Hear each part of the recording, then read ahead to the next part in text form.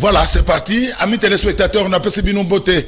Bipa biso bozudi baku ya kolanda biso. Toza jeudi 25 mai 2023 na tondi samine nsengo. Ya koyeba ke boza ebele liboso ba etano na bino ike pona kolanda biso. Soki na lobi biso Canal Presse La Liga, le meilleur championnat du monde, amis téléspectateurs, Yango et Bandi. Canal Presse La Liga, c'est du lundi jusqu'au samedi de 9h15 à 10h. À 10h30, tout ça, on a en direct depuis Kinshasa, capitale, il y a République démocratique du Congo. Amis téléspectateurs, merci pour la fidélité, merci pour la confiance. Ce qui vous là, na Canal Presse La Liga ya Mokola Lelo, bopesa merci. Na équipe technique Oye Sungakabiso Mikolonioso, pour bolanda biso na banda kuda de très bonnes conditions. Merci na Fredin Takidi Adolphe Dominguez et Tata Mobich, na PC Mbote Mingi, Fredin Takidi. Merci na Nata Ondi, notre stagiaire qui est toujours là pour na Moussala, dévoué vraiment na Moussala. Merci Nata Ondi. Veamba Tamona Barumbu, chef caméraman ya Canal King Télévision. Il est là, entré à quoi. Talaba caméraman à Sepeli, banda fait à commis permanent awa, blague et silipe à caméraman. Merci, fait en bas, Moussala Sala. Merci, Namaiki Kamwaka, na réalisation, Mwana Kasai, Samson Ilunga. Merci, Samson Ilunga. Fatih Beto est arrivé en Chine, il lobby à 22h. Yoninga Randengwana, Samson Ilunga. Merci, Nayo. Merci, Napati Sumbu, Azana Webmaster. Merci. Na Gimpoutou, les grands maestros, les sélectionneurs français Didier Deschamps, amis téléspectateurs, voilà cette grande équipe technique Oyeko et Debiso, pour Bonanda Biso, na banda kuda de très bonnes conditions. Serrez vos ceintures, dans quelques instants, on va décoller. Merci. Merci. Na Fifi Bachala, Bichilix Mode, Yazanga Gate, Agoyebo Zangate, mon habilleur, Utane na lati, Kaki a Bichilix Mode, Sokoningo Zwango, ok, Mbangu na bandal. Mbangu vena okitika na rechi bangu na Kasavubu en face à Galaxy non loin il y a bloc commercial au monde bakoma Bichilix Mode et pas Fifi Bachala 35 ans d'expérience à Zawana soko ngozo epe na musika au sali ayo commande au bengié na 085 27 77 966 085 27 77 966 okozwa Fifi Bachala yemo kazawana Bichilix Mode 35 ans d'expérience bakotongela yo kaki oyo ya kitoko onde kozula lati. Merci Fifi Bachala. Ozwi bilamba na Fifi Bachala et pas Fifi Bachala na Bichilix Mode. Au lati yango komi salité adresse ça c'est moko. New Destiné Pressing et pas Edouard Poba. Au moniso komi na sous-région au Koti alimentation no gimpu o akota chaque jour. Comment on est? Comment on est? Supermarché wana. Comment on est Patissoum? GG Mart, hein? Ecomart. Voilà. Becomart. Mecromart. On a l'alimentation à Gipoutou. Les grands maestros. Place à Sombe la Rabana Mamapa. Bétro, hein? Métro. Voilà. Donc, ce qu'on commune à sous-région, au Télémoina, au Koti, alimentation métro Mart. Ça, on a place Gipoutou, Didier Deschamps. Chaque soir, façon Mamapa, nama saucisson. Ou on n'a pas même la banane en dao. Ce qu'on le dit, métro Mart, au Kiti Mouké, au monde, comment New Destiné Pressing, Edouard Poba, ba machine moko ya kitoko, place bilaman de Kozule Kendaka. Ce qu'on a dit, on a Bichilix Mode, na latiango, et comme salité, na kenango na New Destiné Pressing. Na presi ba Jean Nyonso, ya New Destiné Pressing. Mbote, nebi ke bozo tala barata ka liga te pour ligue comme déjeuner matinal. Merci. Na Edouard Poba. Alors, Félix Bosekota Ekolo, mon cher de la Tchouapa, l'incontournable, l'homme des solutions, Félix Bosekota, de loin, n'a pas su mbote Félix Bosekota, Ekolo, mon cher de la Tchouapa, n'a pas su mbote Miki. Toujours ouvert en bata. N'a pas joyeux anniversaire. Joyeux anniversaire, na madame Marie Dianda, mbotama ela monayo madame, et outi paya, ve en bata mona barumbo. Voilà, ve en bata mona barumbo. Mbote na Kupar Bola auto kota siko mafana na yolo Kupar Bola alati elamba lokola lita bembo boyebi lita bembo talangala sako bina lokola nioka lita bembo Kupar Bola mwana yolo mwana Dallas à côté siko Kupar Bola. Alors merci Platini Bolombi Mike moko za na photo joyeux anniversaire na yo Oh là là, et non, voilà. Patrice Moussoki, photo Platini Bolombi, et vous salangai signe. Alors, 3 parties dans l'émission, Canal Presse tellement sollicité parce qu'il y a l'audimat, il y a le professionnalisme. Tout ça, la Moussala, Mala, Mousselon, Binon, de Bokomela Rabiso, Nalobakaso qui remarque Ali, moi critique Ezali, Bokomela Biso, Toko, corriger pour tout s'améliorer. Tout ça, la Moussala pour Nabino. Première partie, on va recevoir un invité pendant 5 minutes, ça y est, au Talabiso. C'est un chanteur, auteur-compositeur. Ndekombote. Mais ce qu'on va dire, c'est Nandaku, Lineti, Narosenga, Otosa na Senite, Longola moi Lineti, on a pour mon appena face na yo. Voilà, ça émission, et il faut pas mon face na yo. Alors, Ndekombote na Mbote na yo. Mbote Ndegozulu. Oui. Merci Ndengoya Binga na plateau na bino. Bandekono so bazana régie. Oui. Bon, plateau zayo, mais chez nous on bezaya biso parce que oui, c'est normal. Mais soyo, ngapena na ndako. Nazanga raté. Ozanga raté. Na biso nazana ndako. Nazanga raté na talamu. Ah, merci. Alors, Ndeko, c'est un artiste et musicien. Naeba qui, namona qui est na Camp David. Ouais.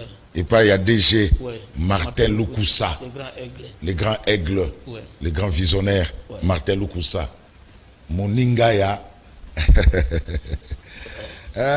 Martin Lukusa, Moningaya, Michel, Wabika, Michel Wabika, camarade à DG, il y a Onatra est calme, Onatra est sous contrôle avec Martin Lukusa, Moningaya, Michel Wabika, un peu Sembote, place Azali.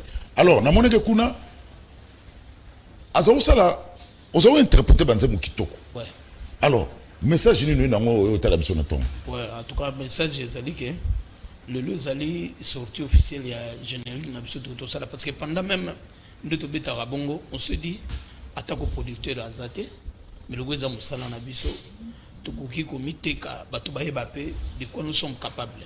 Na wezali ba réalisation na biso moko on se bat na moi keka kandenge nzamba zo sungela biso ba opportunité pesa mela biso na grâce à bato ba soutien na biso de to réaliser générique na biso ezana kombo ya Satan Zokosayo titre na ngo ezana Satan Azokosayo ah yango yo ah générique bo o za première fois o ça la générique na zana belement to imba na ba Jangobal na fait générique des fois pour on mantom voilà na do nana ngwa bloqué belina oyo na mbula oyo bon na mona mingi au sala plus interprétariat on interprétera plus sur banzembo est-ce que yo moko pe aussi au composant banzembo à part générique Satan Zokosayo oui nazana banzembo awa ezali déjà mi balé oyo déjà les kara awa na ba générique je crois mi satu ou déjà tout réalisé mais sauf que et connaîtra pe na promotion penzate parce que au moni maramba makoki quand on dit promo et c'est un ramambala.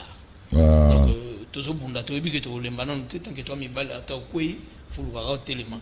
Et moni tout ce continue toujours ça là. Voilà. Alors Riva Ntsolani, nous on en a biso. Émission comme on a un Canal Presse. Il y a la politique, il y a l'économie, il y a le social, il y a la culture, il y a le sport.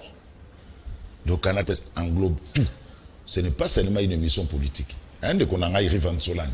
Voilà, biso tozo continuer. Nande kwa yo tala biso. Ouais. Osali Satan Azokosayo. Ouais. Est-ce que tu as eu des difficultés pour nos salles génériques quoi? Si, ils ont raté. Financement non. Mais le coup là tout ça qui déterminé parce que vu que ça musala na biso de na auto lobane bandele, il fallait quand même tout la saraba tout que on est capable ya go sala oyo beto ba yebele biso to ya mon titre ya disque na biso zala face B. Pour bato ba yebele plus biso ana biso zali le rôle d'interprétation parce que ceux qui vous interpréter peut-être bandeko ozo même invitation te o que no beta tam sur la manifestation tam so quelque part on est toujours ba opportunité ya on moni tout ça ya ngolo kola bato ba yebele plus biso na interprétation mais ça pendant que souci na biso pe zala lo biso ko zate comme on est ko tanga mandeni voilà si le rambiso de ba yeto ka to fois yeto ziama si to ziama donc on a osala même on zate ba lobela yo faut ça quand même na makambo oyo et ko sala ki bato ba lobela yo travers makambo yo sala. Et générique, ils en a combien de minutes? Ils en a 4 minutes. Mike, bon, bango to 5 ans après, ils en a combien de minutes? 4 minutes. 4 minutes 30 secondes. Au sein de Kinshasa? Si, tout ça, on a Ndiaye avec pas JPKIS. JPKIS, oui. JPKIS, et puis réalisation et puis de travail dans le Benjamin Moulamba. Il passe à la maison, il y a réalisation avec clip. On travaille dans on a passé le clip, moi qui toque. Et pas Benjamin. Na on a rappelé dans le combo, au Bano Sabata la Bisso. Il y a eu d'abord. Ouais, c'est Papi Def. Papi Def, voilà. Ouais. Alors, Papi Def, ouais. Quand est-ce qu'à part générique, au Togo, j'appelle album à Banzemo? Nos Banzemo déjà, tout ce parce que mon Togo lancé nous sur Mbalamote. Mais d'ici là, nous avons embellé l'un à Batouba Soutenaranga, Olivier Luzolo, Kolo Ola Motor, Sol, Mosomba, la voiture à Kitoko. Mon Dieu, la Tikitoko, GTX mode. Donc, il y a une maison. Pour la pressing aux opés, ça on a pas pressing, il n'y a pas de qualité. Si on a qualité, il y a ma mamie tout cas, c'est Olivier Luzolo ou la Motax. On a dit tambour, on a ma mamie tout cas dans les résolutions. Chana Isali, Naya, le cerveau pensant, mon boss Martin Lukusa. Donc, tu vois, Malim, le générique est bimé peut-être mois prochain. Déjà, nous sommes aussi là. Alors, mouvement n'a eu comment on est? Isali Select Music. Tout ce qui va nous retrouver biso. Chaque vendredi, tous à la Rabon, on a Saint-Raphaël autour de la piscine. Chaque vendredi, chaque dimanche, matinée, tous à la Rakuna. Autour de la piscine, il y a Saint-Raphaël. Saint-Raphaël, je connais. On a pas vendredi. Si vous avez dimanche, tous à la matinée, tous à la Can David. Juste dans la Mabouki, na Simanga na Mabouki, wana. Et puis le boss, c'est votre pasteur Martin Lukusa. Na soir, tous à la Sipa, na Lemba. Et puis maman Hortense. Alors, Papi de Febele bakasa que yo sala kaka o interprétaka banzemo o zape na ba loembo ya yo moko. Ouais, yango na osenga la bato bandeko ba soutenir biso ba ko mona yango so ba na YouTube ba mona ngo ezapa ya Ndombolino. Ezaka na YouTube hein? Na YouTube ya fois ekota déjà lelo. Pas Ndombolino. Donc na ba plateforme mususu toujours sur la na bato de façon que ba tanga na ba plateforme na ba télé. Je sais que le rôle de la bazalo na canal Kin, ils appellent parmi bateau ba partenaire nanga o ba yelo na so izalia ba Alexandre yo bando le kaleka. Alors pour nani nzamba zo kosayo? Pourquoi titre wana? Nzamba ko za te Satan de muta. Satan zo kosayo aya. Pour nani titre wana? Ezali ba réalité moko to constater na société, omoni bato. Mutu ndeko zulu ba effort yo zo sala. Ndenge nino koma mutu. Mais il y a un calcul, on comment on va venir dans le cas calculer, on va déstabiliser, on va fort au salakawana. Alors par là, tout le monde qui bateau, bah y a toujours pour nous détruire. Bah calculer, on a bango tendé ni moto, à cause ça la pour nous bonga, mais il y a toujours quand on a déstabiliser, bateau on a Satan zoko sabam. Voilà. Donc bateau on a bah y a juste pour nous créer bah problème. Pour créer bah problème, il y a Satan zoko sayo. Alors, Achille Tela qui nous suit depuis Paris. Bon anniversaire Nayo Achille Tela. Vous êtes nombreux. Achille Tela, bon anniversaire. Alors, vous êtes nombreux, besoin d'Abisso à travers le monde. Merci, je ne saurais pas qu'autant à Bakomo Nabino surtout. Alors, Papi Def, Toka Nayo. Prochaine activité, Ezawapi, il y a mouvement Nayo. Ouais, Eza lobby vendredi, mais de cause où nous oui, toquer rapidement pour ton communauté. Vous les allez plateau politique, parce que mon est politique. Ils allaient en des autres Samboga Nabiso. Oui. Nga en tant que citoyen congolais, et nous on a rôle bana politicien Nabiso. Les gens repèrent ça bango izate. Mais ba politicien Nabiso bazala loi ba maman nda. Ba ko zala ka fiera ko zala maman, ceux qui bazozo la solution pour na bana na bango. Oui. Le temps ko zolamba na ndako, ko zomilambela ti.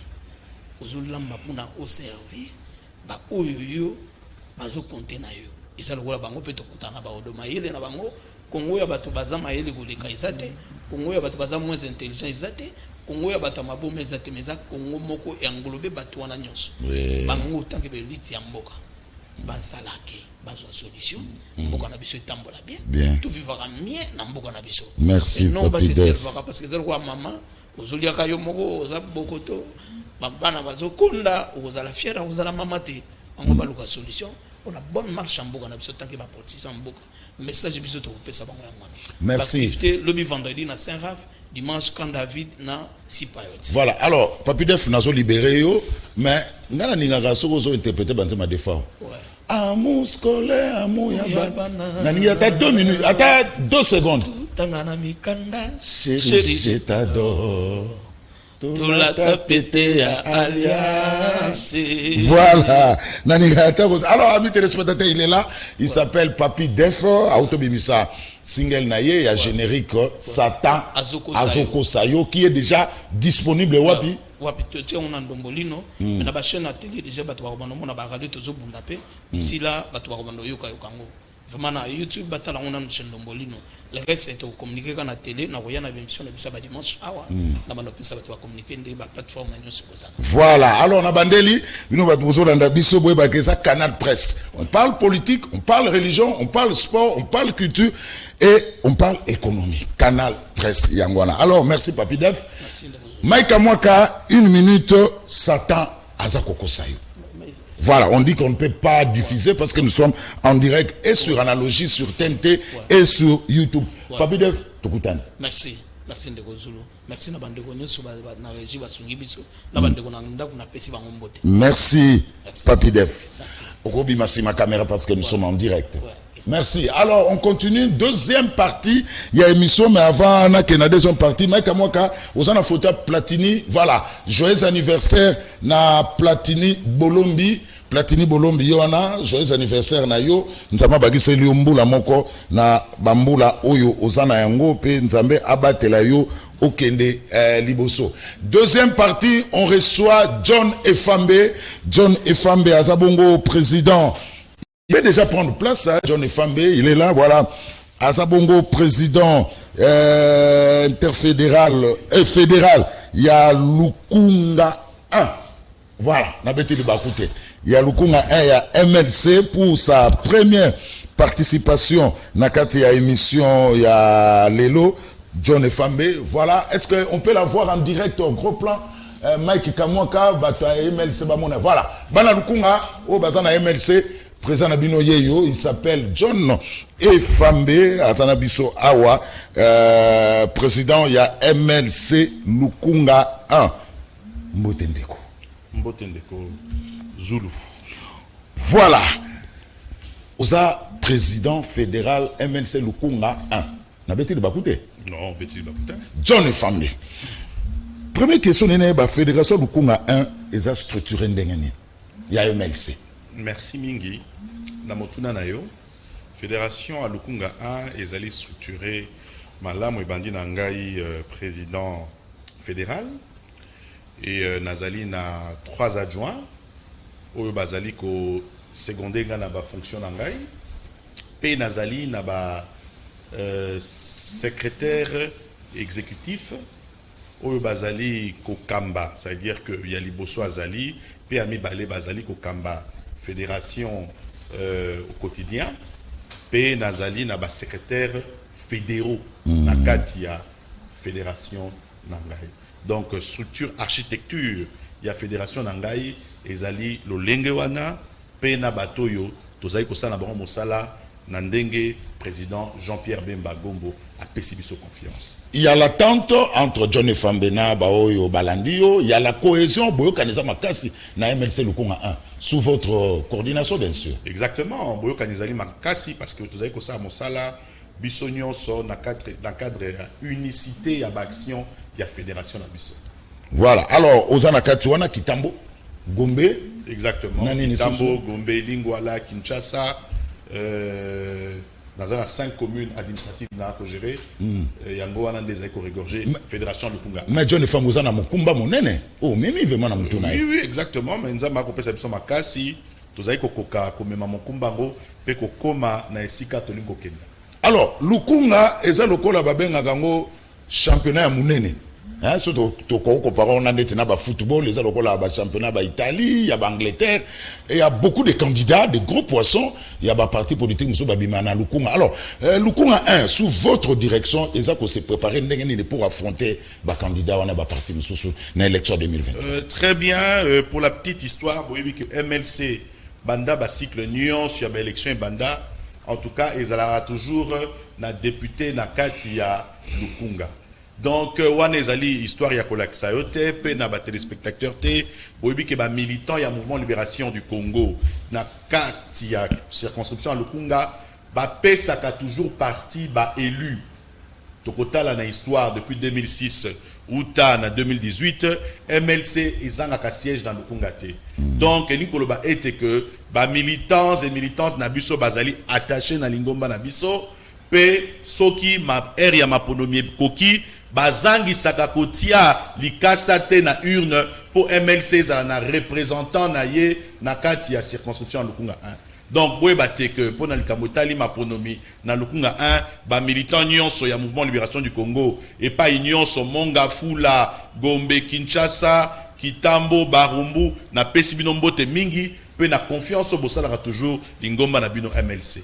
Alors lingomba na bino MLC ebele balobi nde mamsu balobaka yango na ningi John Efambe o chamwa liloba msu balobi MLC sila lukuta to ya solo. Mais na uti ko ebisa bino MLC sila na uti ko ebisa bino MLC lokakala na uti ko ebisa bino. Ce n'est plus le MLC de 2006 na MLC de 2023. Mais c'est faux et archi faux. Oui. Tala bato yo baraka na président Jean-Pierre Bemba Gombo na 1+4. Ba parti na bango existera lisusu. Na tuni binoka motuna. Na 1+4 tozaka na RCD, tozaka na ni Yerodia, to alaka. Mais ekoma nini? Mais na absence ya président Jean-Pierre Bemba Gombo, bomoni que MLC était na. Nandenga zongia MLC zali. Ba balobi que MLC koya, bazali bazana miso teto bazali ba aveugle. C'est un parti structuré, ils allaient vivre, ils allaient ça la makambo nyonso na ndenge longo bani na terrain. MLC zali parti monene. O akolobaki koya fois la preuve parce que tel est l'eau et en assemblée nationale MLC ceux qui ont position bayimboka bayoka. Na ba grande décision ya mboka MLC ceux qui ont position bo mona kabino moko ndenge makambo sale maka. Bo siko parti ekufa et kozala toujours na kati ya ba décision minene ya mboko yo. Eza na kati ya assemblée, eza na kati ya libanda. Dans l'Assemblée provinciale, tous en élu. Les lots, tous en mandataire, tous en ministre. Cela veut dire que c'est un parti qui vit. Mon Tokolbaki parti et Koufa, bon, on a évité ce cas aveugle. Babi et Koufa te, Babi, mais Loupembe Kita. Bon, Loupembe Kita, ni Charman Azalia. Ce gars a tizolo na balabala. Beaucoup de monde a kebolobi, mais Oezali Kamomoussous. Bon, Loupembe Nini, Bolingi Nini, Loupembe Zalandenge Nini. Asali ba tourner awa na Grand Équateur asali a bomoni bien ndenge parti ali fois azali ko se préparer au Kenya na ba Congo central et bipai na bipai parti ngo va ndenge nini Lupembe ngo za ndenge nini Lupembe za nzambe mutape sa ba tamukilité. Le MLC là et le MLC présentera les candidats na provincial, na sénatorial, na national. Exactement. À tous les niveaux. Exactement. Exactement. Tous allez ko se préparer et ba état-major nyon ces alliés en alerte. Ba état-major nyon so bazali ko se constituer ba dossier na bango. Tous allez ko landa communiquer à CENI de près. Et le MLC, ils allaient partir très bien organisé. Boza comme on a déjà que, si je peux vous le garantir que, bah, état-major nyonso, tina niveau local, bazali ko s'est préparé, bateau, bazali ko kamba, bah, militant à niveau local, na ba cadre, bazali ko s'est préparé à toute éventualité. Alors, yebisi ba téléspectateur ba outi, ko zoabiso sikoyo, na, baitano na bango ike tozo yamba ndeko John Efambe azabongo président fédéral ya MLC Lukunga 1. Donc Lukunga 1 eza ndete na ba commune Gombe, Kitambo, Barumbu, Lingwala na Kinshasa. Na Kinshasa. Ibongo ngaliema. Ngaliema ezali Lukunga 2 et kamba mi pe na collègue nangai pour to senda ngo. Nana zo kamba Lukunga 2. Président Sito. Ah, Sito Mondombele. Oh, Sito, merci. Exactement. Lukunga 3 ezali Mabaya. Mais ensemble tous en action conjointe pour na rotala ndenge nini toujours kambela lingomba na circonscription. Donc bokabola Lukunga na 3. Oui, vu mon nene nango, to kabola ngo à 3, mais si ko to kana ba activité conjointe, tout ça la capé ba réunion d'ensemble pour na ko impulser action à partir sur terrain. John Efambe, le MLC dans l'Union sacrée, est-ce que vous partagez bilan? Écoute, la question n'est pas encore à l'ordre du jour. Ouais. Faut boire non. Mais tout cas, là, quelques minutes. Et tout cas, là, quelques mois, Mathieu, vous partagez bilan. Oui, John Efambe. Pourquoi Botala a un problème au Tozan en Mboka noté? L'heure n'est pas encore au bilan. Et Bongi était bakonzi oh bazali ko kamba ah bazali préoccupé na ba question sécuritaire. Il y a insécurité bazali ko sévir na est. Mais bato bazali ka na question bilan au moment opportun bilan ko za la présenter. parti et Kamba Kimbo Kanatanga Ilou Kamba, bah, qu'on présenter peu bilan. Alors, tant que question est dans l'ordre du jour, Botik attend, Mosala et Salema, au moment opportun, bilan et qu'on a la présenter. Baimboka, Bakoye, bilan, il y a gestion, il y a quinquennat, il y a président Félix Antoine Tshisekedi Tshilombo. Au moment opportun. To boité, toza la carte réunion sacrée, au moment opportun, position na biso ko pesama quant à ceux. Bon mais la maya pio. Likambo ezalite, bokoye ba likambo au moment opportun. Voilà, likambo ezalite, John Alobi ba ba likambo au moment opportun, mais il nous reste quelques mois hein, pour tout. Oui, c'est pas un problème, même dans 2 heures, bokoye ba situation en bilan, il y a union sacrée. Alors, John Efam, mais comment personnellement en tant que politique au jugé les 4 ans de gestion à Fachibeto? Oui, Ezala qui tentait na bateau, il y a mauvaise foi. Vous voyez bien que 4 ans, il fallait que bateau, il na boigné à neti président Jean-Pierre Bemba Gombo, baya ko soutenir président Fachi pour na ko déboulonner un système et fanda qui a durant 18 ans et que vous allez permettre bisoto décoller. Alors, en Travawana et Salaki que bilan à président Fachi na Ebandeli, ils allaient un peu na kokoso, mais tango, azui, apui à père na bandeko na ye, entre autres Jean-Pierre Bemba, Peba Moussousou, vous avez comme on a que bazali ko bunda, tango midi pourquoi, pona, bakoka, kokisaba, ma oyo, peuple congolais azali kozela. Donc, ici, je peux vous dire que, na reste à temps, Ezali, to ko présenter, et le malamu et puis beaucoup monde qui makamnyo ce que nanenge ngobani. Mais sinon on peut dire que natamu kyoyo bazongsi mboka na rail tout se passe bien. Voilà, alors Papa Gallo ozona dabiso nalobaki na ebande l'émission eza na 3 parties, première partie bomoni, deuxième partie bomoni, zela troisième partie bomona débat.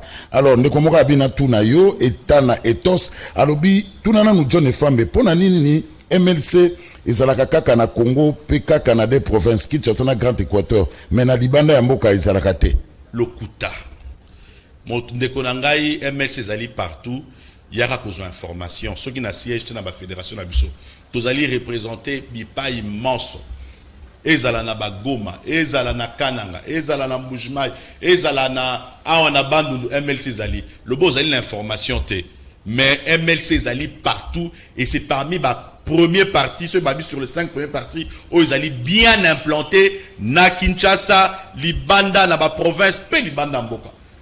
Na Mboko, ceux qui ont tanga ba partie, MLC n'a habité à cause de la entre le premier et le deuxième partie, ils allaient bien implanter. Aux unes en information bien té, yaka, to couper sur information, ba représentant na biso, ndengeni lingo mais allez kotambola. Voilà. Alors Denis Kadima qui n'a qu'à remettre avant projet il y a loi pour la répartition des sièges mais d'après statistiques il y a Kinshasa bimi à Yambo où il y a 5 millions d'enrôlés. Cela veut dire que il y aura des sièges au Komata na niveau il y a Ngoma Mokonzi Kinshasa donc cap vers les élections John Efambe en décembre 2023. Ok, déjà, donc le train déjà est déjà en marche. Le train est en marche, bah état-major Nyon sur Bazali préparé, Bazali ko sala mosala ya na cessé, pas na biso mosala fourmiza ko salema. Je peux vous garantir que nous sommes déjà na rail pona ko kende na mapono. Voilà. Alors, lecture, il y a John Efambe par rapport, il y a derniers événements autour de Kinshasa. Maintenant, on va parler de l'actualité. Il y a eu la marche, il y a opposition le 20 mai, samedi, na Kinshasa, au Landaki, aux Anaki, Nebinenge Soukaki. Il y a eu l'interdiction de Moïse Katumbi d'accéder dans le Congo central. Au moment où nous parlons, il y a barricade au niveau, je reçois beaucoup de messages, barricade au niveau, il y a boulevard du 30 juin où l'opposition devait normalement, ça la sitting devant siège à Séni. Alors, lecture, il y a John Efambe par rapport à l'événement wana. Merci Ndeko Zulu. Et bongi était Bayimbo Kabaye Bate. Opposition est échouée lamentablement. Na rôle na ye. Banda quinquennat, il y a président Félix Antoine Tshisekedi Tshilombo. Na événement Oeleki. On ne peut pas bafouer l'autorité de l'État. C'est impossible. Boyebite na mboko yo, depuis un certain moment, instaurer système, il y a dialogue, na ba organisateur, ou bazali, ko informer autorité urbaine, ceux qui bani ko ça la manifestation. L'opposition est informée autorité urbaine.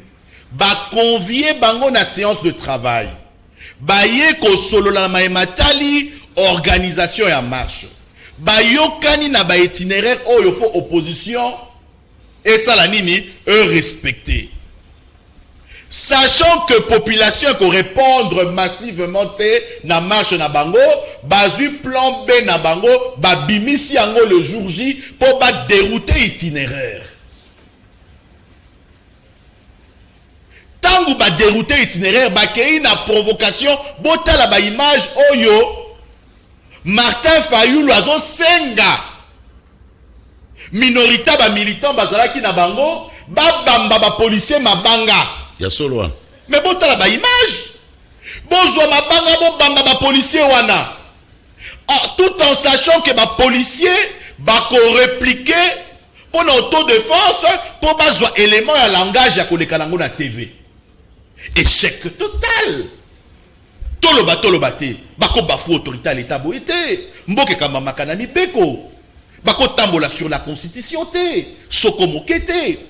Batamboli sur yango, respecter ma texte, respecter itinéraire, créer un incident, salimant ce bâti, bananakati ba marche, pour retourner situation na ba force de l'ordre. Oyo basala ki musala na bango ndenge lo ngobani. Ata binomoko. Voilà tozali na mbokani, tozali na république nini. Oyo tozoko respecter ta ba force de l'ordre te. Ndi opposition yango wana. Baimboka bayeba que opposition bande konabiso ba échouer, sachant que population ezali sous dupe te hein. Les lois ko manipuler population de l'autre.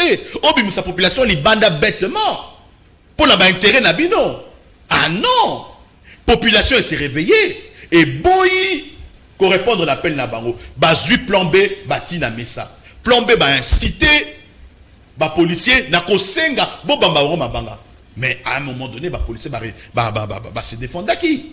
Allez, pour communiquer. On comprend que l'opposition est une qui marche.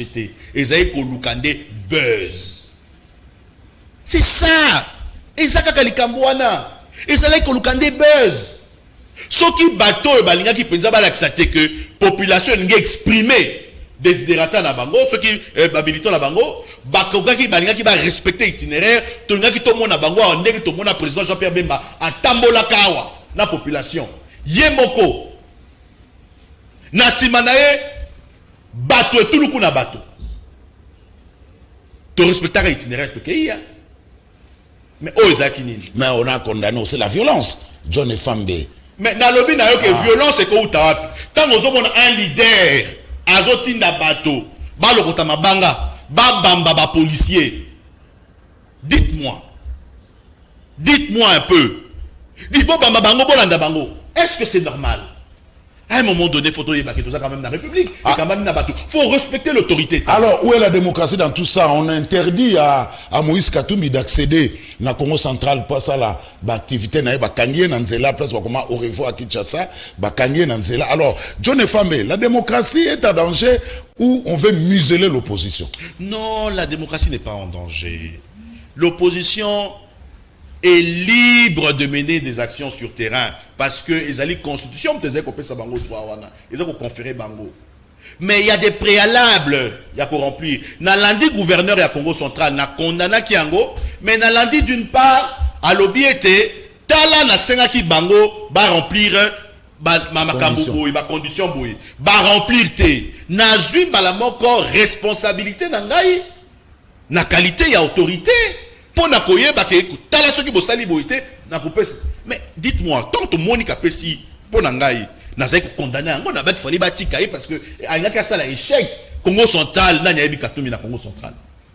N'a pas Katoumi na Congo central. John et Fambe, c'est un grand leader quand même. Grand leader, Aza leader il y a région, Aza leader à Katanga, Katoumi Aza leader il y a Mboka Mobimbate. Ah, John et Fambe, mais je te dis, Katoumi parle au Katanga. Na Congo central n'a pas billet. N'a pas billet.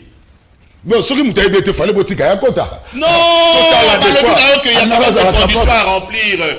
Ils quand même dans boulou ekete au pays na mboka. On vous accuse de la dictature. Non, ça n'a rien à voir avec la dictature. Ça veut dire que bon remplir ma condition, bon ça la manso, mais je condamne ceux qui n'ont intérêt à bloquer bango, nazo ko se plalangote. Est-ce que vous avez peur? Il y a 4 leaders, il y a bloc à Lubumbashi. Bazo représenter l'Union sacrée.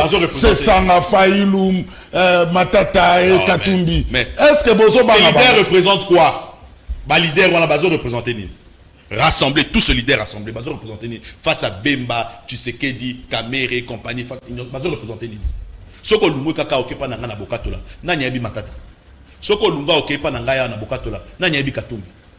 Soko lunga okepa na ngana na bokatola. Nani yabi Sesanga. Mais bima tuna so ibayi Bemba, a okeka na mai ndomba.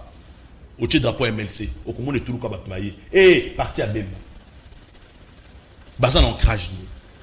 Non, mais il faut arrêter. Et ça va sali au réunir moi 100 personnes au leader. Ok, na TV au lobby français, naza leader. Non! Leader faut l'enraciner. Hein? Papa. Non! Leader, il faut l'enraciner. Alors, John et Fambe, vous êtes du bon côté de l'histoire. Du bon côté de l'histoire. Du bon côté de l'histoire. Alors, du bon côté de l'histoire. Maï, ils ont un problème. Courant, n'a évité ce qui. Taki da mono colonie ni pana bango biloko emati na mkicha sa soki mbule beti kicha se dindi transport kolobate mutazo matesa transport na ye na ndenge na ye biloko emati na wenze ya kosakana te. John Famba biba di bon côté de l'histoire. John Famba na lobi boye souffrance au peuple azan nango yezo ba bosa du bon côté de l'histoire. Na lobi boye de Kosulu. Chômage. Le gouvernement. Dollar est combien à combien? Zéro Goloba. Dollar 23,5. Allez, du bon côté de l'histoire. Le gouvernement suit de près toutes ces questions pour y apporter des solutions idoines. Ça, je peux vous le garantir. Chef de l'État, na Premier ministre, na ba ministre Batali Maramounion, sur l'économie, Bazali Kolanda la question de près. Dans un délai proche, toutes ces questions seront réglées et beaucoup de monde et décoller. Soyez calme. Ah, tout le monde mais gouverneur, les lignes vont bouger sous peu. En un mois, au président Vital Kamera Koti, je suis persuadé que dans le secteur naïe, il faut faire bouger ma ligne et puis sous l'impulsion du chef de l'État. John Fambe, bon. Tout c'est là, alors tout c'est là, kaka. Yoka excuse, il y a du bon côté de l'histoire. Tout c'est là, les Kambouté. Alors, John Fambe, tout le monde a cas IDPS ou opposition chaque jeudi, bah ben jeudi 5. Bazagi na sitting devant siège Yasseni, kaka na boulevard. Lelo na minito yo, opposition peut ça la sitting na bango, on a barricadé le boulevard. Yako na zongeli motuna. Vous ne voyez pas que l'opposition est au Kenya musulman, bazo musulman opposition. Non, du tout. L'autorité urbaine a signé que va constituer une petite équipe pour ne pas déposer mes mots. Il faut vérifier. Avant que le faut qu'on vérifie. Est-ce que ça il y a moto j'ai vu la lettre de Chekoko. Mais oui, parce que prendre acte. Mais avant que constituez-vous en petite équipe pour que déposer mes mots na seni. Pekisi bango te. Je n'ai lu nulle part et pas y Pekisi bango déposer mes mots. Mais pour des questions sécuritaires, le bique zone ezali zone ya kosa biloko te bo se constituer en petite équipe bo ke ne ko déposer même na bino en bonne et due forme. Maintenant ce ko ezali ko yeba ce qui va respecter ou pas parce que to yebi intention ya bande ko na biso ya opposition to yebi ezali kaka te ke pour na ko déposer même ezali pour na créer des ordres. Pour na créer des ordres. Alors John Fambe pour te libérer oye awa lelo zali na message mo. Vous avez un message au bin de Zulu, il faut na loba na par rapport au il est qui na etando ike moko o ebendi ba problème au tozanango na tikolo maloba. Merci mingi nali ko recadrer bande ko na biso o yo bazoko loba ke bambengi ya bazana kati opposition. Ezali soni comme on a député délinquant Koulouna nga nazo benga bango baza oyibi différence kunu na o baza kokanga azokende na kosala service militaire to baza kokanga ke no sa bilanga na député Mukeba ina safu eza na eloko moko teke sensi bango pona ngai soki ezalaki atake ngai fallait bakamata bango bakende kosala bilanga kuna comme bakuluna ce sont des kuluna en cravate va se permettre Yakoseka tout un pays, toute une armée, en disant que le chairman, le VPM, Jean-Pierre Bemba Gombo, Azali, qu'aucun d'Indonésie, qu'on complotait contre Kabila. Kabila représente quelle menace dans Mboko? Kabila. Pona, Saf, Mukebayi, Bafani na itando muke, Bazako Lobake, Bemba, Azali, qu'aucun d'Indonésie, Pona, qu'on complotait contre Kabila. Il est préoccupé na Maïmatali Mboka. Président national Jean-Pierre Bemba Gombo VPM na minute otozo banabino yo ala la kapongite pour na ko résoudre makambotali insécurité na est ba désordre de salema na kwa mutu azana tomu kete ya ko s'intéresser na ebité kutu soki yayi ba kasusu ke Kabila zara na mboko. Mais regardez-moi ba minable moko ya ba député oyo bazali instrumentaliser na ba leader na bango bazo sa la commerce ceux qui ba pesi bango mambongo koleka na itando muke baza ko se permettre de monter une histoire qui n'existe pas comme quoi que le VPM serait en train de comploter pour na ko sala soko Kabila likamonini. Je demande na ba population na biso na ba toise ko na nation itando muke bo se fier na ba propos ya batuluko la safu na muke baité bazo désorienter bino na makambo fobolanda na makambo foto sala mboka ezali agressé na ba Rwandais bango baza du mauvais côté baza na côté ya bato wana baza na côté ya ba M23 la ba Rwandais pour na comploter contre mboko yo et bongi était peuple congolais ba que lelo yo bato ba telemeli pour na mboka ezali ba groupe bazali du bon côté de l'histoire pour na ko bunda pour na guerre et si dans l'est. Alors ne vous fiez pas na bato bazo mona wana bozo mona wana ba kulu non cravate wa les alliés à liboso Yami Balé Premier ministre Matata le lo ya bongwani bosoto nyonso sili na nzoto ya komi na ye pembe pembe. Premier ministre Matata le lo alobi ya komi pembe pembe ayeba ke bayimboka bayebi makambo na nyonso affaire bukangalozo ba fausse commune ba immeuble intelligent au nyonso yo tongami surfacturation les lois comme fandi au moni congolais zoba au banakopesa oh non vous voyez il a le pouvoir il a dirigé ce pays il a mis ce pays na chaos a surfacturé ba bâtiment nyonso atongi les lois ba fonctionnaires à l'état bazé ko futa mala ba banque à premier ministre a comme commissionnaire azwa kambongo na kati ya ba banque pour na bancarisation ba agent à l'état. Histoire naïe. Alors il faudrait pas non plus population nabiso et se fier na makam owana bae bate que bato wana bazali ko comploter contre la République mboka oyo ezana besoin bato bazali na bolingo pe na bwanya ya ko mbongo lisa makambo pona mboka kende liboso. Donc c'est important de kozulu bino bapandi sango tango boza ko yamba bango botalisaka bandeko na biso wana ke baya ko tromper population te ezali lisusu dupeté eza dupeté eza soni makambo toyoki na matata ponyo mais na banza que peuple congolais ko répondre bango autrement déjà ça répondre bango na échec à marche et puis ezali ko landa masusu. En tout cas ndeko zulu mingi ya kolobezali te ezali ki ba question importante on n'a qui n'a soulevé ko talisa bayimboka que bato wana nyonso bazali ba kulu non cravate il faut ko keba na bango et puis ce qui a lieu ko tinda bango na service pas que nous sala bilanga pour na ba rééduquer bango. John Fambe, 1 minute message pour Tokabwana.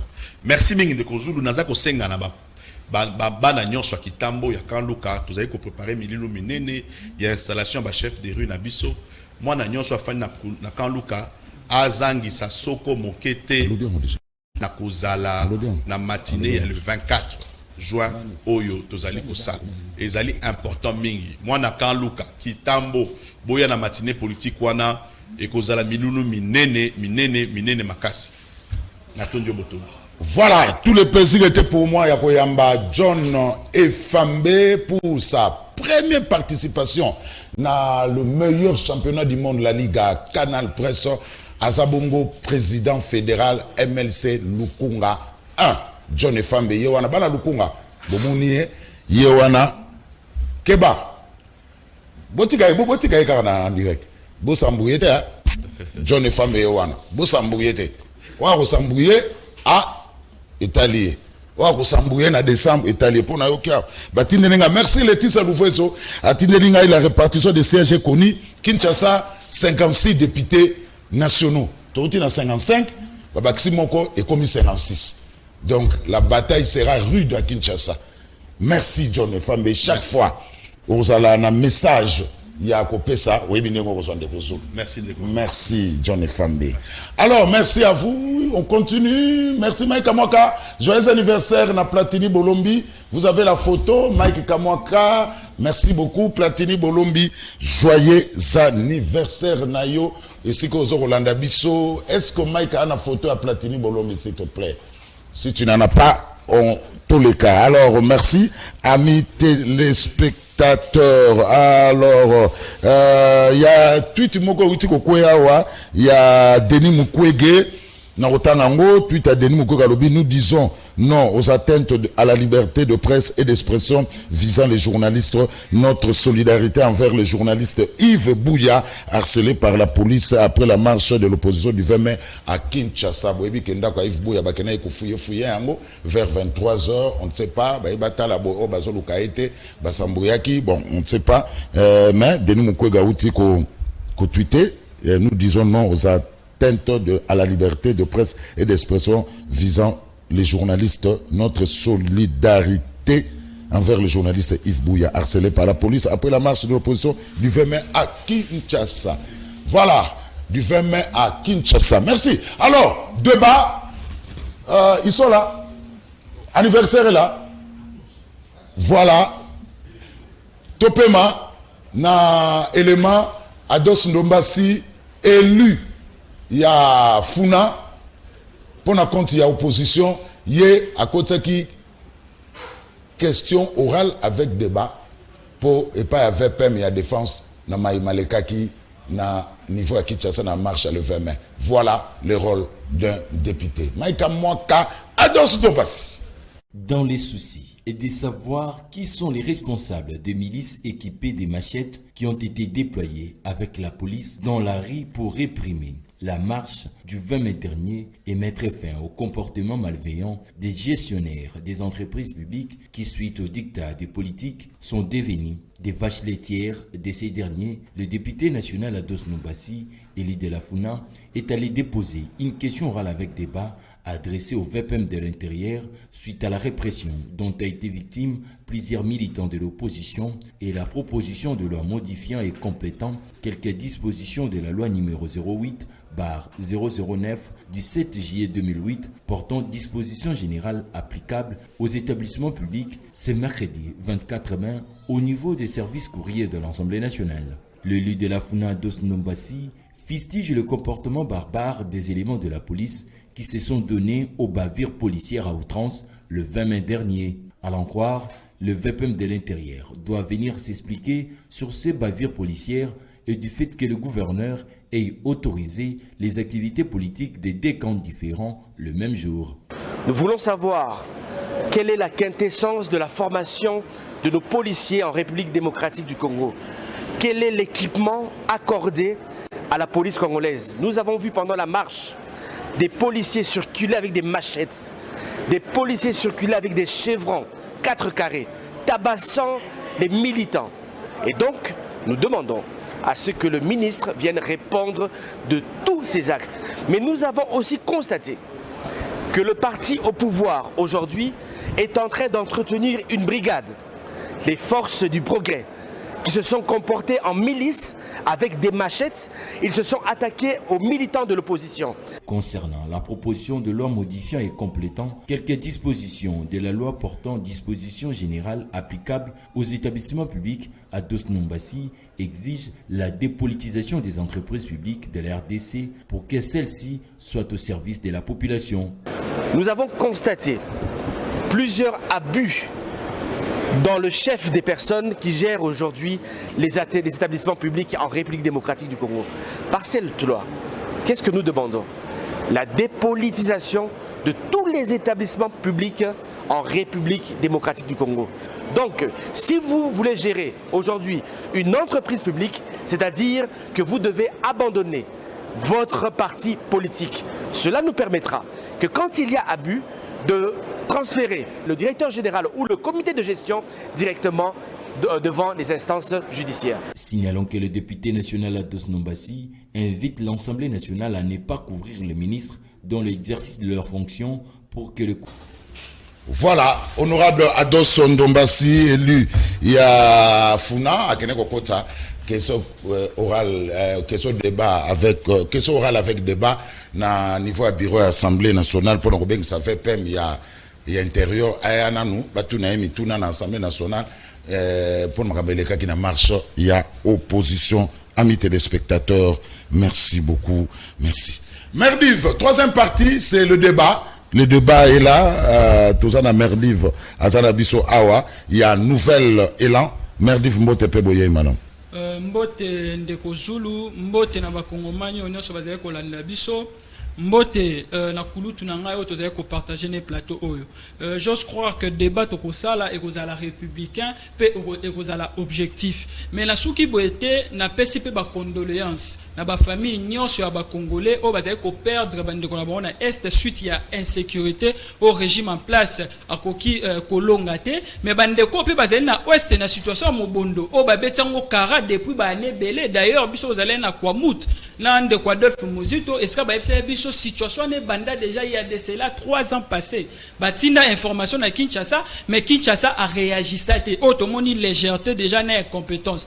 Mais la PSP ba condoléances par rapport à la situation et insécurité au ezali na ba zone urbaine na ville de Kinshasa le ozali comment na kulu na ndenge mati makasi le ozali comment na ba parti politique musutu surtout au ezali na pouvoir bazali ko instrumentaliser ba jeune na ko créer ba milice o bazali ko tambwa na ba machette bazali ko contrôler ba véhicule abatu soki ba moni motoloko la ngai résistant opposant ba ko katanga na machette. Donc to pesi ba aspect tozali ko compatir na population na nyonso bazali ko perdre bandeko na bango.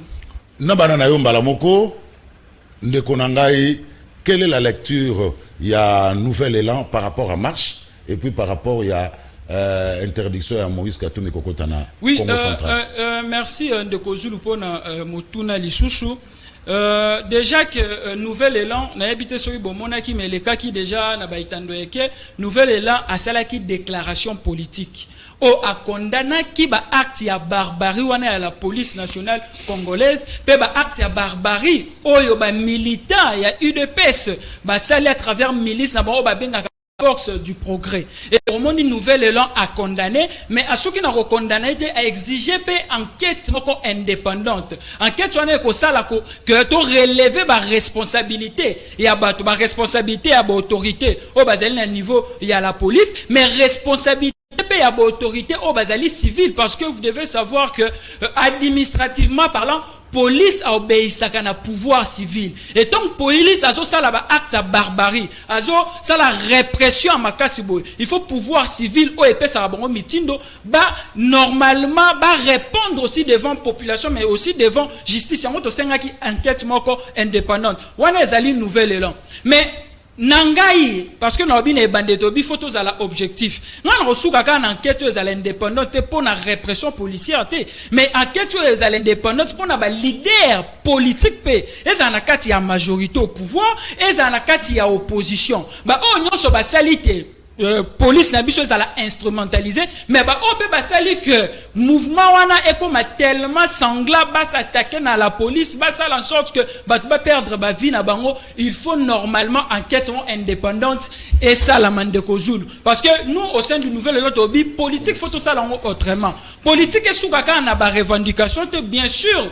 Les alliés droit, liberté d'expression, et ça, on a une revendication, et ça, on a une manifestation, mais liberté, on a, et ça, la paix encadrée, parce que nous sommes dans une république. Lorsque vous voyez, par exemple, la police réprimer la population, nous devons condamner. Parce que parmi les missions de la police, les alliés qui sécuriser, batona, bien à bango. Mettons, les alliés qui ça, là, acte de répression, on a photo condamner. Mais il faut plutôt condamner. Barter politique oyo tozali komona na ba vidéo kotinda bato ba s'attaquer na la police parce que faut koyeba ndeko Zulu police ezali symbole ya l'état police ezali symbole acteur politique nini yo mona na vidéo tina police ça nga la moni acteur politique o atindi bato ba bamba mabanga na moni ndeko na biso ya Faden House ndeko Martin Fayulu. Il faut te condamner ndeko Zulu parce que faire la politique autrement c'est aussi respecter les symboles de l'état. La police, il faut savoir aussi la police est politique. Donc en opposition lobby to appelle la carte, il y a pouvoir, police, la biso, il faut te respecter. Donc, on a condamné le deux côtés, et à côté en majorité, et à la côté, il y a pouvoir. Mais de quoi on a reçu la wanate. Il y a le bélo comme moi. Ce qui, n'a mon indéco, Ados, Ndombasa, a interpellé mi vice-ministre, ministre de l'Intérieur, pour la barbarie policière, après répression policière, et salami. Mais n'a pas s'engapé, bah, député na biso. Bazala makasi peu compétent n'a qu'à modifier la loi sur portant organisation il y a manifestation publique et cadraka et encadraka manifestation publique parce que en article 23 il y a constitution balobeli permettez-moi n'attendre balobeli liberté d'expression l'article o la constitution article 23 balobi article 23 lobi boy. Toute personne a le droit à la liberté d'expression. Ces droits impliquent la liberté d'exprimer ses opinions ou ses convictions, notamment par la parole, l'écrit, l'image. Et liberté, article 23 Constitution lobby et qui peut se manifester na ba autobeni ba contestation ba manifestation publique. D'où au moins article 26 lobby la liberté de manifestation est garantie. Toute manifestation sur les voies publiques ou en plein air impose aux organisateurs d'informer par écrit l'autorité administrative compétente. Nul ne peut être contraint à prendre part à une manifestation. La loi fixe ses mesures d'application. Vous comprenez, Constitution et le liberté d'expression, l'article 23. Mais liberté d'expression, et s'exprime à peine dans la manifestation publique. Il y a un article 26. Et l'article 26, au moment où il y a un régime d'information. Oh, normalement, ceux qui vont organiser manifestation, il faut informer, pouvoir politique, à jouer des mesures. Ça, c'est la Constitution. Mais ce qu'on contradiction, est sur les décrets loi 196 du 29 janvier 1999 portant organisation des manifestations et des réunions publiques. Au moment où on a décret loi, il y a un régime, il y a autorisation. Alors que dans la Constitution, il y a le régime, il y a information. Ceux qui ont moni, bandeko basengi manifestation, gouverneur ou autorité administrative, traiter dossier non seulement par rapport à la Constitution, mais par rapport à décret. Nous, députés, il faut ça en sorte que la loi pour appliquer la Constitution dans le régime d'information. Parce que la Constitution, c'est une manifestation, régime d'information, mais il faut qu'il y ait une loi pour l'appliquer. Mais la loi, c'est le contraire de la Constitution. Donc, la loi, normalement, est anticonstitutionnelle. D'où les députés doivent travailler pour modifier la loi ou abroger cette loi par rapport à la manifestation publique, la loi Moussouksou, la conforme à la Constitution. Mais en dehors de ça, nous condamnons les actes de barbarie policière et nous condamnons aussi le politique véreux qui pousse la population à attaquer les symboles de l'État. Alors, quoi était Vision Fatia? Bien sûr. Vision Fatia. Alors, quoi était Mote d'abord? Makasi, c'est un minga okuta na tonga lelo na plateau eza pemba liboso tepe vous allez mbala sukote or devant ba téléspectateur pour na kolakisa mabe moko ezosalama na rang ya ba député na biso tozana bango oyo topesa ba voix na biso basunga biso. Au contraire makambo bakomi osala ekomi ko déshonorer biso. D'entrée de jeu na saluer pe co-débatteur na ngai, c'est un jeune dans introduction na ye na senti qu'il est un gars intelligent. Salut introduction comme il se doit. Heureusement nouvel élan et entre le chaud et le froid. Donc ils sont prêts à nous rejoindre.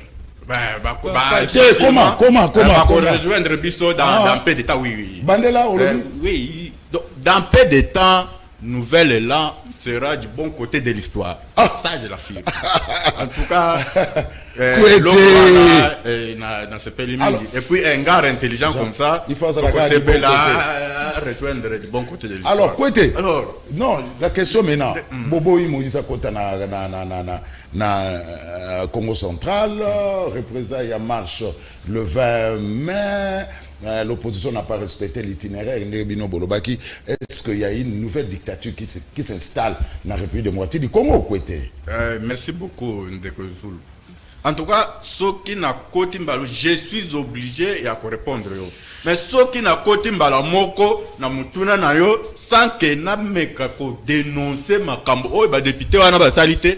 En tout cas, c'est comme je suis complice. Je ne serai jamais complice n'a pas propos tenus par les deux députés, l'un député national et l'autre député provincial na plateau moko o tokaisa kineti journaliste ou tokaisa kineti za journaliste professionnel. Or c'est le contraire parce que ndenge toza aw okotika la jamais condiment ngade na zawa na ba no bimisa ba propos du forme de la haine pour attaquer tribu mobo o tikangai na tende nango tina souk jamais vous allez me recadrer. Oui, ça soit retiré, soit ça. C'est ça le professionnalisme des journalistes. De ce côté-là, parce que vous êtes parmi les meilleurs. Merci. Alors, les deux messieurs se sont retrouvés sur un plateau de télévision. Bazo Senga, Bazo prêcher haine tribale. Et non, to sengi to na katange na équatorien na Congo central. D'ailleurs, il doit savoir que si ce journaliste est réellement Nekongo, Nekongo un peuple prospère, pacifique, et d'ailleurs, en la gestion financière, Bazalara très efficace. J'ai cohabité avec les Nekongo, je connais leur façon d'être. Et j'ai doute fort, je donne à des fois raison, Nabato va reprocher à Nandeko Safouke, Azaka Angolais. Parce que, Makamwazo Sala, ils ont reflété qu'il y a des Congo. Les Congo, ce sont des gens dignes, respectueux. Alors, Makamwazo Sala, Makamwazo Safo, comment ça là, je commence maintenant à donner raison à Taxaraye d'un Angolais. Alors, vous voyez que, Azo nous encourage, il y a que, tout ce qui est le reste des tribus, le Kotakana Banda, est-ce qu'ils trouvent il y a que peut-être il y a cause à la victime, il y a les bosso na appel aux sala na le reste de communauté. Il y a cause à la victime le bosso parce que baluwana va contre la ndako ba croiser ma beauté. Du coup va nous se défendre. Merci. Et l'autre ils vont chercher à se défendre. Voyez là où et puis je remercie la justice congolaise qui a pris le devant réagir rapidement pour mettre fin et corriger des pareilles bêtises. Merci pour la mise au point. Alors, est-ce qu'il y a une nouvelle dictature qui s'installe? Ndeko Zulu, rapidement. En tout cas, dans le Camo Italie, le président, il y a TP Mazembe. Dans la fan, il y a TP Mazembe. Dans le na cadre président TP Mazembe et non dans cadre politique. Ma politique, vraiment, dans mon cahier, vraiment, s'en sortira à thé. Dans la bonne histoire. À même la finale de la Coupe du Monde, malgré tout ça, finale de la Coupe du Monde des clubs. J'étais le premier à tweeter. À Twitter, qui va empêcher Moïse Katumbi pour contre la Congo central. Alors, c'est comme je n'avais pas encore la bonne information. Je me suis rendu compte que les mesures prises par le gouverneur étaient de très bonnes mesures. J'ai une vidéo ici. y a manifestation oyo salami na Matadi. Ils étaient nombreux, je vous dis bien, nombreux sur la rue. Bazo contesté, arrivé, il y a Ndeko Moïse Katumbi na Matadi. Je vous dis bien, ils ont brûlé le pinet, et heureusement, maire, il y a Matadi, il a déployé les policiers, qui récupérer les garçons, qui Moïse a commis, en tout cas, Tokondimaté. Ils étaient nombreux, il y a Congo central. Ils ont avancé leur cause, ils ont excité Bango, Babo est arrivé à Moïse Katumbi. Balobi Moïse Katumbi, et parmi Bato Oyo, va détruire SNCC. SNCC n'a pas ni. Bisoto Yebeli SNCC, Banaï Kobima, Lubumbashi, et transité Kananga, et comme il est beau, et Kotika, marchandise, wana, pour. Ils allaient évacuer vers Kinshasa et comment pour Aboma, Biloko est étranger. Mais quand lui est arrivé à la tête de la province, notre province de Katanga, il a s'imposé à casser SNCC. Il a cassé. Bah minéraux nous sommes là pour Bima. Katanga ils ont yati cuivre ils ont kuki kalanakati il est bon apport franki il est beau. Minéraux wana il a formé société privée naïe. A créé société privée a sombi barre morte ba mitu ka minene allez minere nyo so ane komo kota kana na mitu ka nae ils ont transité vers Zambie yangonde bokoboya akota Congo central oui cause le bosso oy ba ne Congo ba telemeli arrivé nae eza kutu ba gouvernement gouverneur ya ville province il y a Congo central. Oui. Ayende pour sécuriser arrivé na yé. Il avait écrit bien avant. Oui. A Komela qui est à lobby. Na oy na zo mona déjà attention za mabe. Oui. Pour votre sécurité permettre ngai na to reporter arrivé na yo après des jours. Alors comme ça na meka ko conseiller ba jeune oy baza révolté qui ne veulent pas votre et surtout que son entourage de 4 là na ba oy baza ensemble. Ce sont des gens qui ont contribué à la destruction du Congo central. D'abord, lobby, entourage, j'ai même suivi un membre de la société civile à sa déclaration, na radio en place. À lobby, en tout cas, Moïse, en quelque sorte, koki kolimbi, ça y est. Namabe a salibiso. Mais entourage, naye,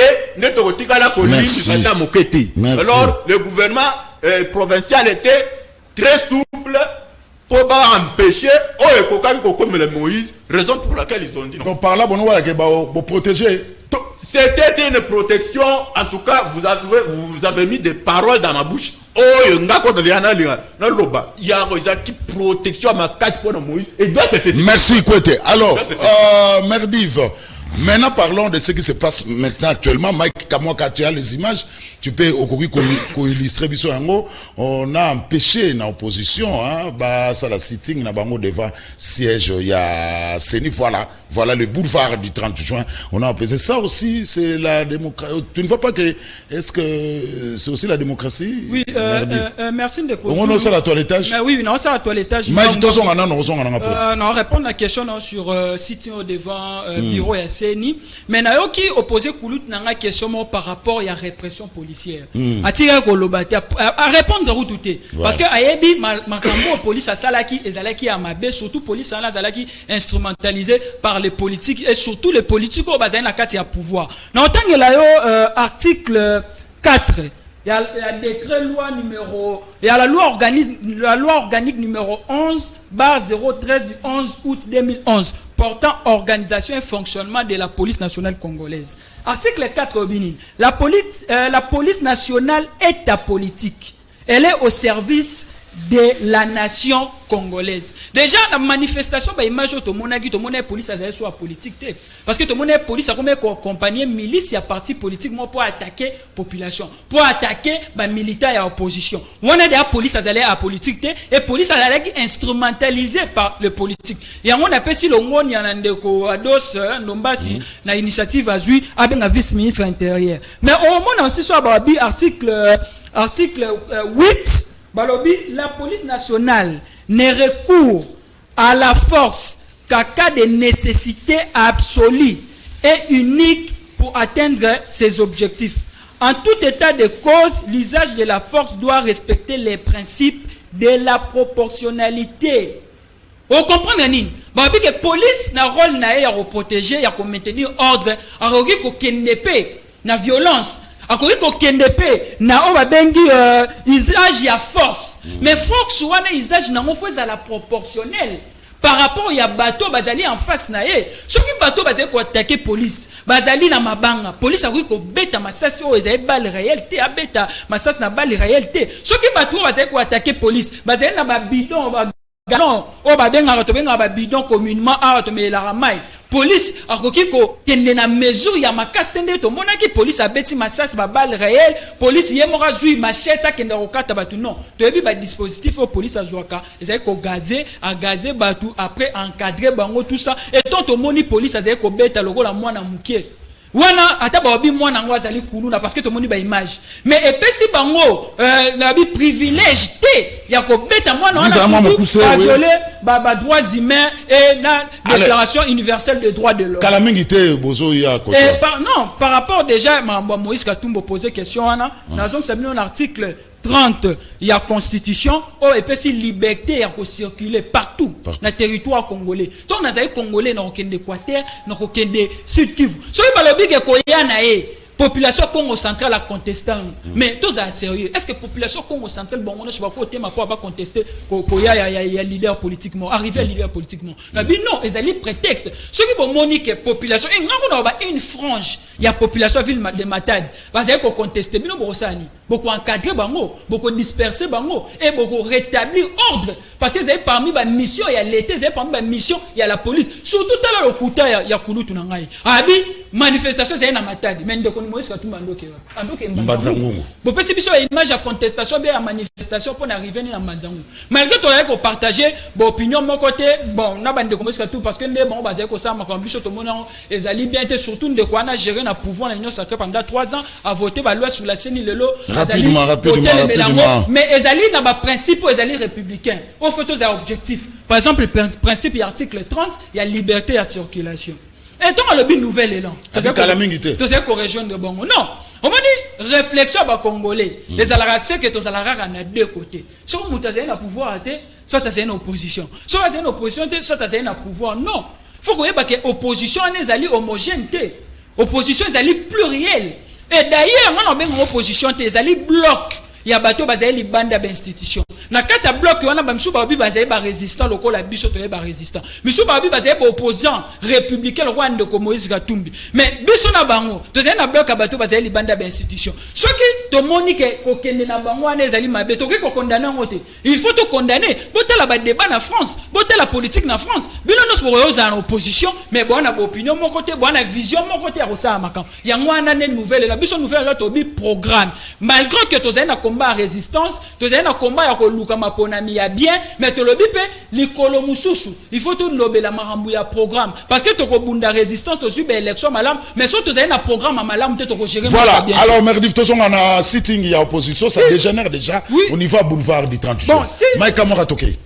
Tokei, oui. Vous avez la parole. Si sitting il y a opposition déjà n'a pas loué initiative voilà. Parce que les alliés parmi les moyens autoco ça la pression pour toujours ma ponami à malam. Mais au moment que biso nouvelle est là apparemment tous allons toujours na avance par rapport à bande ko mususu. Au se souvenir de ko Zulu na 25e bien 26e tribune y a de quoi Adolphe Mozito alors qui déjà que Tshisekedi prépare les glissements. Voilà, il y a de cela 3 ans passés, 2 ans passés si je ne m'abuse. Avec Tshisekedi prépare les glissements. Et n'a préparé le glissement, on a de quoi de musique à l'air que Tshisekedi n'a gouvernement n'a basé pour financer sénité. Ndeko fait Tshisekedi n'a gouvernement n'a calendrier électoral basali ko sala ya malamu te. Raison pour laquelle au monde a biso na kati ya lamuka. Parce que revendication bandeko basé ko sala bloc ya Lubumbashi, basé ka ko région de biso na cadre ya lamuka. Na cadre ya lamuka to proposera déjà la loi sur la CENI parce que to baki loi sur la CENI et va permettre biso to ke na maponami ya malamu te. Na cadre ya lamuka na kati ya lamuka nouvel élan to proposa qui calendrier électoral Tolbaki calendrier, on est posé et permettre d'organiser l'élection dans le délai. Nous, te proposer la loi sur la CNI. D'ailleurs, te proposer qui paie amendement et la loi électorale. Ou te le belé mambébélé. D'où, et ça combat au bazali pour rejoindre Bisso na Katsalamuka, na nouvel élan, te encourager Bango, Basalango. Et n'a pas condamné le fait que, parce que les lots de Kojoul, on comprendre que, habitude, moi, comme un gouverneur, hein. Il y a ville de province de Kinshasa, surtout dans la province de Belé, il y a une zone neutre. Pour ne manifester raté. Alors que installer une zone neutre, il peut l'installer légalement, juridiquement, c'est bon. Mais politiquement, ils allaient entraver la démocratie. Politiquement, vous avez quoi affaiblir la démocratie en Boka Nabiso. Parce que lutte au biso to bunda, nan de Kotienne Tshisekedi, lutte au biso to bundi na kati ya la muka, ezali lutte ya démocratisation en Boka. Mais tant que vous avez que loi morob sous prétexte que ezali zone net pour battre manifester, ezali mabe makasi. D'où to ke photo ça la politique autrement, batika battre manifester et droit eza droit na bango reconnu par la constitution. Ya ngonde moto ko sala ke équilibre social et salama peut et permettre biso ne balobaka choc d'idées jaillit la lumière parce que le plus important c'est l'intérêt de la nation. Merci Merdiv. Vision Fachi Bozala qui bino IDPS jeudi saint chaque jour na sitting le lo IDPS c'est comme une ngbende beaucoup mo pesa baninga mereci ba pesa na mbo. C'est ça la démocratie. Albert Kwete. C'est ça la démocratie. Toquez rapidement. C'est comme si j'ai échappé à la. Parmi les premières questions posées, n'a échappé à la marche et Salamaki. Au contraire. Parce que ceux qui n'a s'abstenu qui Koloba, c'est parce que lui avait déjà tout balayé. Aïe, bien, si déjà. À l'obéli les caméras vidéo moi que ils ont circulé Mikolo et Boy oh Ndeko Martin Fayou là il y a tout ça bas les militants les policiers wana banga les policiers ils ne sont pas des bêtes baba nyamate baba ils ont des familles ce sont des responsables bamier les banga à Koufi moi si naie tikali konyo kwa mana bana po yo sala qui marche pour comme un jour mon boy dans une société et c'est ça la façon de réfléchir dans ce monde. Oyebi et ça la kanga mabe tant on a monaka vidéo moko et salamaka na campus à l'époque tant Félix Ouito comme président tant oyaka ko sala ke balongo la ba étudiant na nyonso na homme ndenge ba étudiant majorité za écoute ba étudiant te ba jeune mususu ba kulu na parce que je suis responsable de l'Inkina yebi tant tout ça la ba marche ba na bazale ba yaka ba yeko ba onde ba sala so yo ba étudiant ba marcher et qu'il y a eu casse. Revenons sur l'actualité. Revenons sur l'actualité. Mike Sitting. Voilà les images. Commentaire sur ça. Voilà. Voilà Sitting. Oui. C'est ça. Ceux qui policiers. Oui. Agressés par militants. Oyo. Envoyé par un leader de l'opposition, c'est une erreur. Est-ce que quelle leçon? Je n'ai pas voulu. Parce que jeudi saint, tala lelo bobo il a dit ça la sitting. Non, sitting, soko lobby, baboy, c'est. On a barricadé le boulevard. Oui, la police est là pour protéger. Batonyoso, baza posana, Gombe, et Zarakaka ya ba marché. Gombe, ils ont bureau belé. Il y a une société, il y a une entreprise, la police, c'est ça le rôle de la police. Parce que Bango va marcher, alors il faut qu'il y ait donc il faut bureau et kangama pour la cité. Non, ils sont là pour recadrer. Maintenant, on a la 5 secondes à la police. Va recadrer Bango. Ndenge bazawa na batele maka ndenge ba image zo la sama batele maka wana bazala wana ba recadrer Bango. À n'importe quel temps, alors il n'y a pas à tirer des gaz, à faire non. Encadrer, marche où ça en France, vous-même, vous avez des informations du monde. Et ça l'a mis à peu près, si c'était 2 mois, 3 mois, pour finir la loi, loi il y a pension. Et fini par passer. De même, bateau eboye à la place à Kobongi, ça m'a élection. Les élections.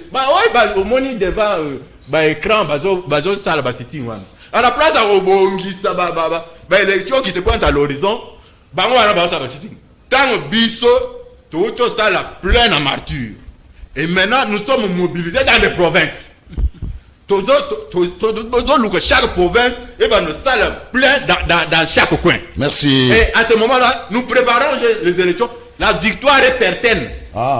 Victoire certaine. Et bango baroya cause la kaka après 2023 baya la biso ndenge ba mesana. Merci. Voilà, merci. Merci. On va terminer. Et nous attendons déjà ça parce que vérité de Dieu va finir par quoi? Voilà, merci. C'est Félix sera réélu. Merci. On va terminer. Yo, 30 secondes pour la conclusion. 30 secondes. Nous sommes vraiment 30 secondes. Après, il y a un autre programme. Canal Presse n'est pas seulement la seule émission à Canal Ki. S'il te plaît, respecte la chaîne. Par rapport à sujet, il y a des oppositions à l'activité. Il y a sitting Oyo, barricade boulevard, baboyo opposition à la sitting. 30 secondes, mot de la fin. Oui, merci. On a 30 secondes. On a l'effort. Tokei, sur Bébiti, 2 secondes. Il y a opposition, il y a PTO, il y a Copal. Pas bon, élection. À la place, il y a une manifestation qui n'aboutiront à rien. Et ça, suite à ça, au contraire, ce qu'on compte, on a mal aux hommes. Qu'il y a une trentaine de personnes. On va compter une déti comme 30, donc 30 personnes. Et ce sont ces 30 personnes qui ont représenté 100 millions de personnes. Tout fichier électoral, ils sont déjà fiables. Ils ont confirmé en haut. Ils ont 41 point quelque chose de millions de personnes. Et à ce moment-là, le président de la République, soit d'ailleurs à ta député national, à ta député à ta chef de riz, à augmenter merci, merci. 7 minutes.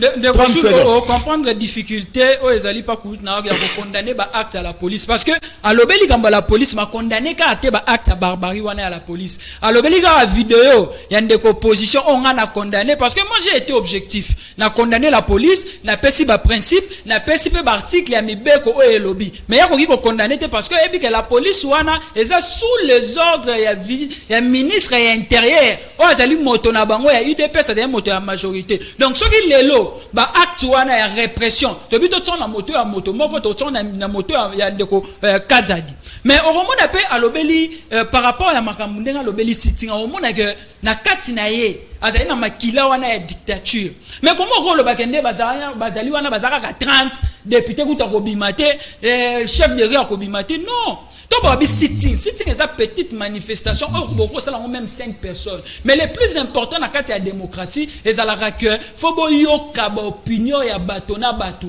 boyoka ba opinion ya ba couche non sur la société yango wana nde moto sala ka force ya démocratie yango wana nde moto sala ka moto ka mama bien mais ton bozali ko kate zali passe et nako tika population congolaise boyete nako yebisa bango lelo alternative ya malamu pour la gestion en mboka ezali nouvelle élan Nande kwa Adolphe Muzito ou ancien premier ministre au moment que biso na kata nouvelle élan non seulement to sala ba manifestation mais nous sommes aussi à mesure ya ko lobela programme na biso thématique à liboso to lobela de titrisation des terres ya mi balé to lobeli sur la souveraineté ya mi so tezo ya enyon so wana nous avons chiffré to lobeli ambition na biso à reconstruire mur entre biso na Rwanda mais surtout ya ko financer paix armée merci faut to un programme ko sala que population yeba que bino bozé ko banza nini pour la gestion en mboka ba o bazé ko banza ni pour la gestion en mboka mais ce concerne union sacrée na bloc à Lubumbashi non somi balé on ezali ba assemblée vidéo ezali sans programme na union sacrée programme ezalité bilan ba présenter population te na bloc à Lubumbashi programme ezalité bon moni ndeko Olivier Kamita ndalo ba bazana programme chiffré donc alternative ezali nouvelle élan merci Merdiv moi qui vous remercie merci côté merci Bino ba téléspectateurs de Bozalaki Belé à Kolanda Biso la télévision c'est le temps nous sommes arrivés à la fin oh bah c'est pas une émission merci oh peut bah c'est pas parce qu'on ne peut pas faire l'unanimité merci à cette grande équipe technique comme d'habitude tous les cas qui en direct tous en direct sur YouTube rediffusion 21h30 ce qui te combien à 22h15 et que bah Kati bah comment à suivre parce que après il y a un autre programme où il y a Kanasima. Mais Boulembate na 0h30 Borolanda Yango, surtout. Bobo Sanate, nous sommes aussi sur Star Time, canal 120, Easy, canal 126. Voilà, nous sommes en direct sur Star Time, Easy, canal 126. Alors, Nanakei, Tokutani Lobby, vendredi, avec d'autres invités. Entre-temps, je vous laisse entre les très belles mains. Il y a moi Nalemba, il y a Solo Laurent Fabrice Balsomi. Tokutani Lobby.